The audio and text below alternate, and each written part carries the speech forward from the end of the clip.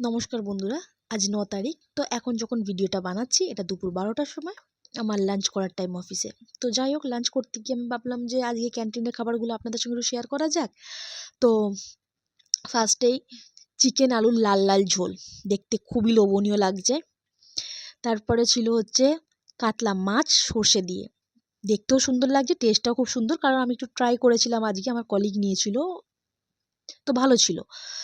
এরপরে ছিল ডিম আলুর ঝোল। ডিম আলুর ঝোলটা আমি এর আগেও খেয়েছি, এদের টেস্টটা খুব সুন্দর হয়। তো আজকেও আমি লাঞ্চে এখান থেকে ডিম আলু কিনে নিয়েছিলাম, বাড়ি থেকে ভাত নিয়ে এসেছিলাম, ওটাই খেয়েছি। মিক্স ভেজ এদের এক এক দিন এক এক রকম থাকে। আজকে যেমন কুমড়ো আলু ছিল, অন্যান্য দিন কখনো পুঁই শাক দিয়ে, মাছের মাথা দিয়ে, এরকম বিভিন্ন বিভিন্ন থাকে। ডালও চেঞ্জ হয়, কখনো মুসুর ডাল, কখনো মুগ ডাল। সাদা ভাত তো থাকেই, সাদা ভাতের পাশাপাশি অনেক সময় এরা বিরিয়ানিও রাখে, চিকেনের পাশাপাশি মাটনও রাখে, এবং পাঁপড় চাটনি থাকে, আলু ভাজা নাহলে আলু চোখা।